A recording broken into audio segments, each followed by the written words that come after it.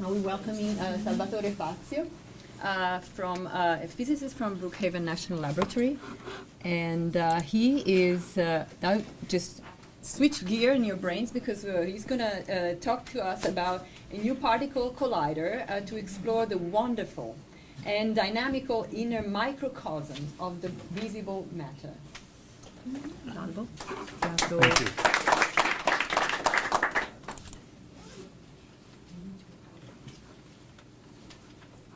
So I start thanking the organizers for inviting me here today. I was not aware of the center. It's fantastic. So good luck, and I hope I will get involved more later. So it's a pleasure to be here.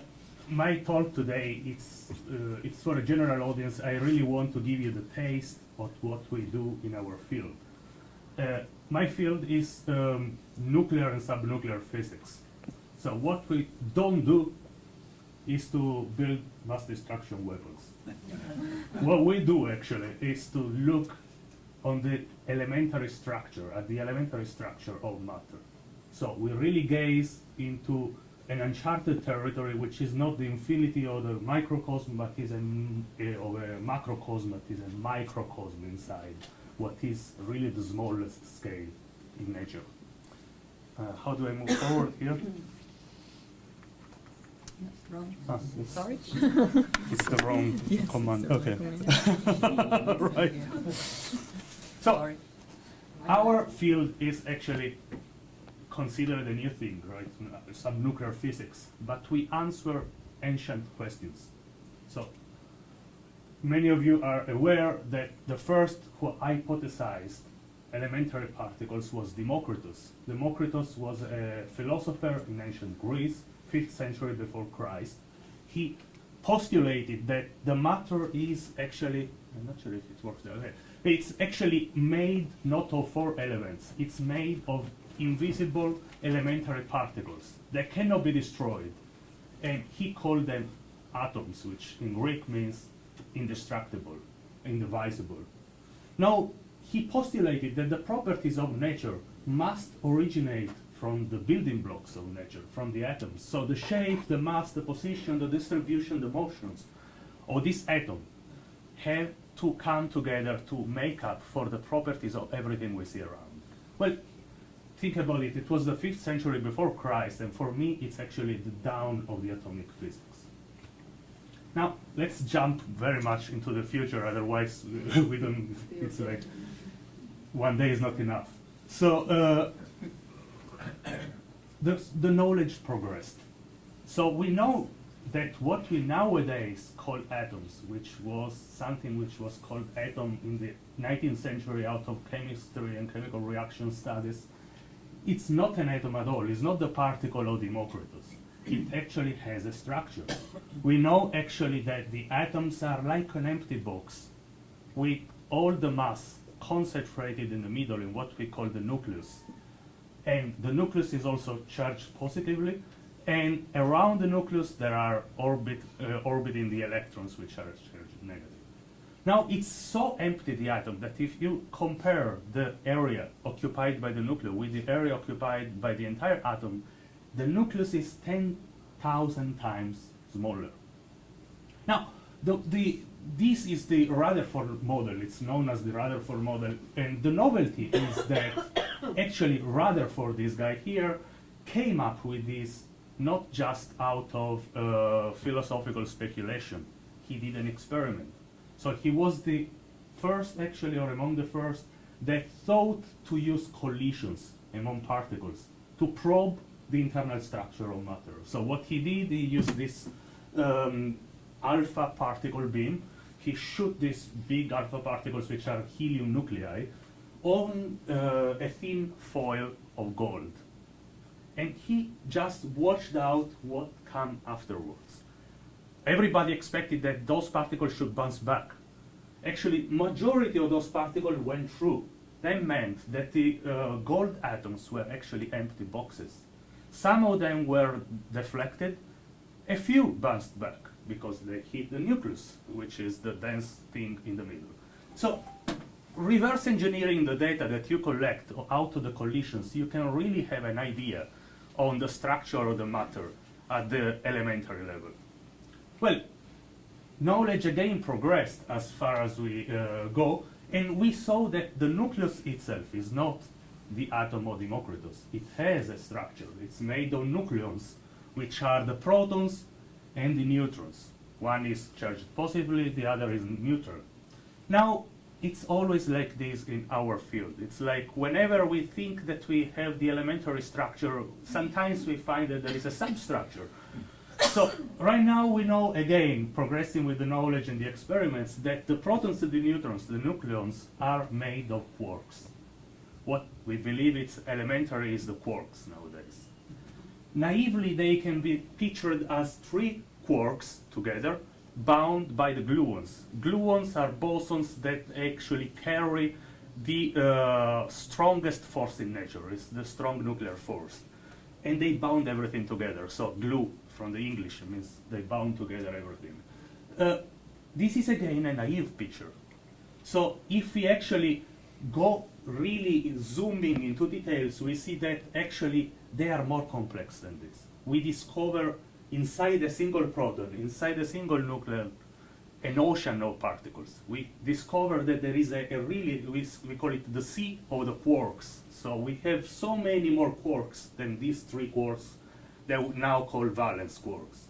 So we have a sea of quarks that can be also heavy, a lot of gluons that they are exchanged among them. Gluons can actually flip into quarks, anti-quarks that they can annihilate, and gluons can also radiate other gluons that they recombine. So it's a complex system, very dynamic. But the question is, and it's the question of Democritus, how the properties of nature are coming from the properties of these single building blocks, which are so complex. Because the properties of a nucleon, of a proton, of a neutron, are very stable, thanks God, otherwise we couldn't exist. So they have a mass, they have a spin, they have an electric charge, which are stable. But they come from this mess. This is what we want to investigate, actually. So how do we investigate them things? Subnuclear physics use particle colliders. One is at Brookhaven, one is at CERN. There are particles collider in the world. What we do with particles collider, basically we accelerate particles at nearly the speed of light and smash them together.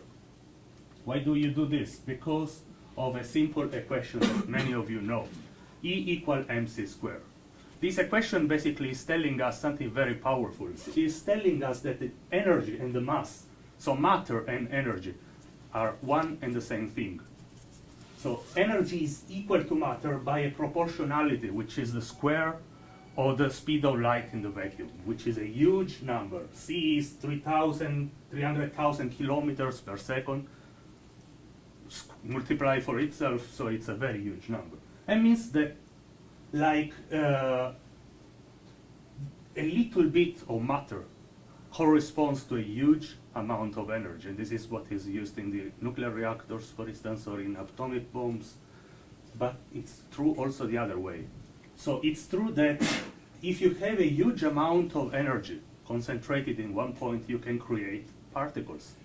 And this is what we do in the particle colliders, in these objects here. So we really smash these particles with so much energy in the central mass that new particles are created. We actually go and look at these new particles that we create, and again, like Rutherford, reverse engineering the data, we actually have much information on what we actually collided in the first place. To gather those information, we need detectors. Actually, a particle detector is a very complex, high-technology object that can be very massive and huge. They are built around what we call the interaction point, where the particles actually smash together, and the particle detector has to do one simple and great job. Simple, not really, but great. To identify all the particles we have produced in the collision and tell us so what particles they are, what energy they carry, what momentum they have. So we gather all this data and again do our analysis.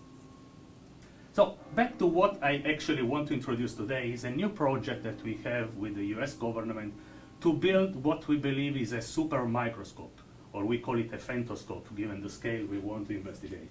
And we want to really zoom into details up to a scale of 10 to minus 17 meters to see inside the nucleons how these properties of this chaotic system are coming from these constituents. So doing this, just to give you the feeling, let's think about an atom, which is a very small thing, right? It's an atom. And let's think that an atom is big as the United States, 10 to the minus 10 meters. What we want to zoom is to 10 to the minus 17 meters with, compared to the atom, which is, in our example, the United States, is like we want to see a tiny piece of a building in Manhattan. This is the Eagle in the Chrysler's building. That's the zooming capability we want to reach, and it's like an unbelievable enterprise to succeed. Nevertheless, we think we can do in modern technology. Our idea is actually to upgrade the accelerator we have at Brookhaven. It's called RIC, Relativistic Heavy Ion Collider. Now, these accelerators are usually very big facilities. The largest one is at CERN, but also BNL is no joke. You can see it from space. Here, this circle here is in this space image is what actually is RIC. If we zoom, actually, this is the nice BNL campus, the park with a lot of wildlife and animals. It's very nice to go around. And here, this circle is RIC. Zooming a little more, here you have the physics department around this area here. And this is the collider. So, what is actually RIC doing right now, before we upgrade it? It collides polarized protons, so protons with the spin aligned with some magnetic field. This is the only venue in the world that can collide polarized protons, so the physics that we can do, so-called spin physics, so the proton we can do right now only at BNL. Or it can collide light nuclei and heavy nuclei. So why it was built? Mainly to investigate the state of matter of the early universe. I told you that nucleons are made of quarks bound together by gluons, and the gluons are the carrier of the strong atomic force. Nothing exists stronger than that force, so I cannot really break a proton unless I go to extreme temperature, the same temperature that we postulate existed at the Big Bang time. At that time, for a fraction of time, actually the temperature was so high that the quarks and the gluons can live freely together without being bound in particles, in hadrons. That state, of course, we cannot have a time machine go and see what happened to the Big Bang. We have to recreate in the laboratory, and the trick is to use very heavy nuclei, accelerate them, since they are heavy and a lot of mass can be transformed into energy. They really recreate this high temperature, typical of the early universe. Of course, in a tiny spot and for a tiny fraction of time, we can recreate the quark-gluon plasma. It was actually discovered that exists at BNL, and it was discovered that actually it behaves as a perfect fluid, not a perfect gas. So it's a remarkable discovery of the past 10 years in physics.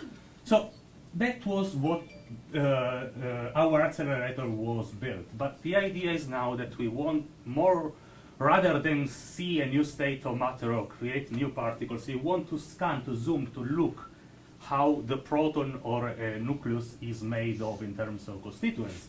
So what we want to use is a beam of electrons. Why electrons? Because they are very elementary particles. They are tiny, small. They can really probe with precision, penetrate it inside the nucleus or the nucleon and probe its structure. So this is actually, that is a microscope, this is our light, and that is our sample that we want to investigate.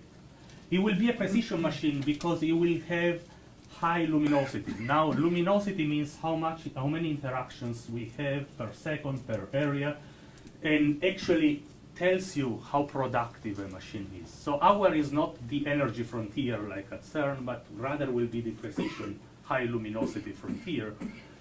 Compared to other previous machines that they did similar thing, one was at Desilab in Hamburg before, and now it's not operating since 2007.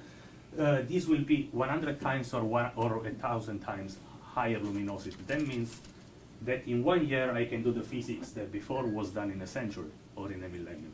So it will be something that speeds up our knowledge and gives us precision we need.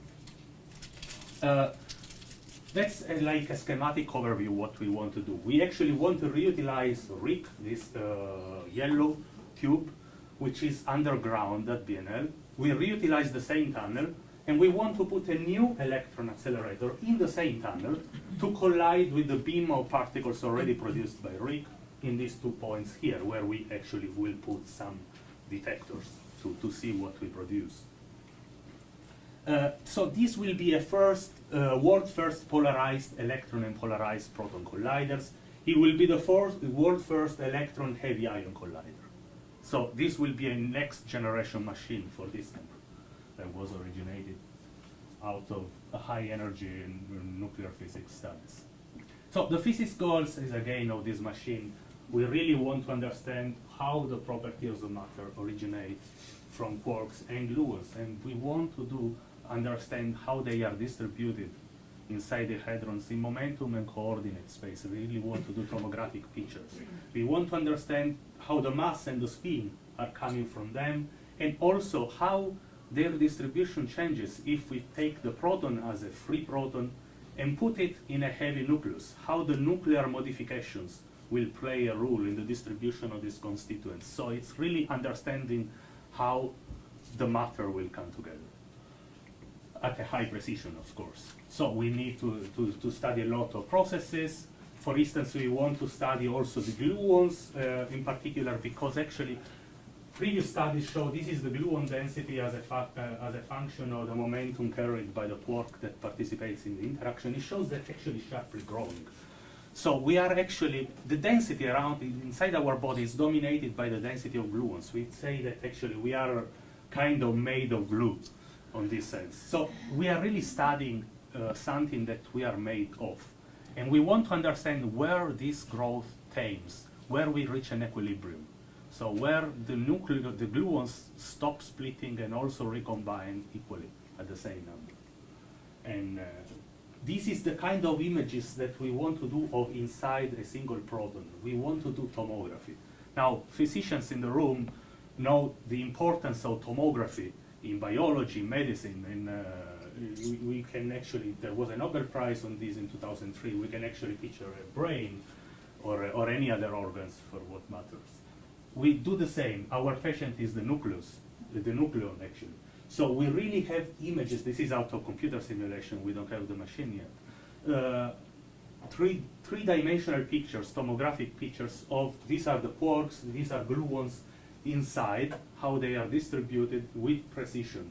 Polarized, unpolarized. We really can learn a lot of the properties of matter if we get such precision imaging. And again, understanding the spin is another big hit. And there is a lot of physics we can do, and I cannot go into details now, otherwise we get too long, but I'm happy to discuss in the end with people if you are interested. I just wanted to give you the feeling where we stand with the project. Actually, a huge breakthrough was in 2015 when the Nuclear Science National Advisory Committee met together to release the 7 years long-range plan for the United States, and they envisioned our project as top priority. I read their words. They say, we recommend a high-energy, high-luminosity polarized electron-ion collider as the highest priority for new facility construction. So we are now top priority for nuclear physics in the United States, and we are undergoing a new review, independent from that body, which is from the National Academy of Science. So the National Academy of Science right now is reviewing details of our projects from BNL and from JLab in the south. They will come with a report in early spring. We have all the feeling that this report will be favorable because we talk with these Academy of Science components and members. And after that, of course, the DOE has to decide if we go. DOE is our founding agency, the Department of Energy of the United States government. So they have to wage at a certain point and say, yes, we want to go forward. It will be a $1 billion machine, so it's not something very cheap. And of course, there will be a cost review, a facility site selection, and so on, and another long process of 5-6 years. In the meanwhile, we grew up to be a very international community. So now we have more than 700 user members in the users group. From many institutions, only half is in North America, and good amount of people are from Europe. I'm proud to say that after outside North America, Italy has the most people right now. And last users meeting, the first time we went outside the United States was in Trieste. I was there. It was very nice to be back in Italy, proposing a project. And the Italian Institute for Nuclear Physics is very interested. Yes. Where does the Higgs boson come in on this? There is no Higgs boson coming in on this. That is another frontier, which will be the energy frontier, which is studied at CERN. So it's another collider. They don't use electrons. They use protons to collide at extreme energy and produce new particles like Higgs boson that have a mass so huge that can be produced only at very high energy. So not all colliders are the same. This is something to be like a microscope. That collider at CERN is a discovery machine. So it's something to really investigate the unknown, the unexplored phase space region and see what particles are there. So to conclude, actually, the EAC will investigate, the EAC is the electron ion collider, will investigate the depths of matter with an unprecedented precision and accuracy, and will open a new windows through which we can gaze to the universe around us and the matter inside us. It will be a world-class research facility and a prime knowledge of applications, and also new knowledge, of course, so scientific knowledge. There is a center now created, joint between Stony Brook and BNL. It's called the Center for Frontiers in Nuclear Science. It was created like a month ago, announced in August 22nd. Thanks to the generous donation from the Simons Foundation of $5 million, another $3 million are coming from the state through Stony Brook. This is designed to bring all that community that I told you is around the world together here in Long Island to study these problematics, to study these problems, people together, including new young people like students and postdocs that will be paid on this grant money. They will kind of boost the science case for this kind of facility. Our director is Professor Abey Despande from Stony Brook. And I conclude really with this slide, is that I really want to stress one point, that a lot of people, they ask, what is for this? What is nuclear science for? They expect application. And I can tell you, and Alessandro maybe you can back me up because he's an hardware expert, that we have a lot of spin-offs. So a lot of applications are created out of this research.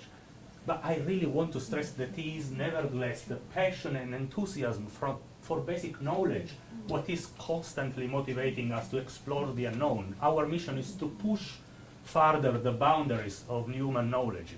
And the applications are super welcome, but I cannot but cite Dante Alighieri on this, because he put on the mouth of his character Ulysses in the Divine Comedy what is actually something typical of the humankind. He says, consider well the seed that gave you birth.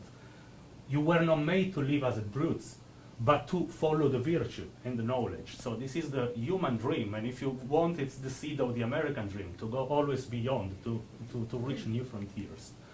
So when you talk about politicians, this is a mission that sometimes it's hard to convey. So this is not a problem nowadays, it was a problem in the past too, and I always cite this exchange between Michael Faraday, which is a pioneer of the electromagnetism studies, and the Minister of Finance of the back then biggest empire on earth, the British Empire. It was Sir William Gladstone, and Faraday was actually pushing the British government to give money and fund the research on the electricity, but politicians asked him, what is the practical value of electricity? And then was 1850, and electricity was as exotic back then as the gluons or the quarks are nowadays. Now, I cannot really imagine this world without electricity nowadays, can you?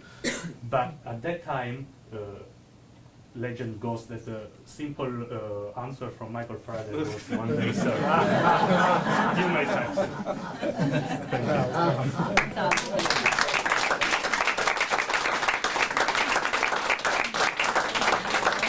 This was great, and I had 2,000 questions. You just reminded me. No, I can't ask them now, but you just reminded me why I was so torn between either choosing physics or biology. Then, lucky for you guys, I chose biology. So There's no whoever. tension. Everything is great. I was actually torn to biology too. So Okay. it's a great reserve. There are tours, organized tours of RIC at Brookhaven National Yes. Laboratory. I took one with my daughter last summer. It was great. So I encourage you. Yes, I encourage you to Yeah, it's a do great it. chance. You have a It's a big wonderful. facility. It's a wonderful, wonderful the place corner. to be. Thank you very much again. Thank you. And if somebody has questions, I remind you that you have we have our poster sessions. We're running a bit behind, and so our poster sessions. Saba will be here. Thank you very much again.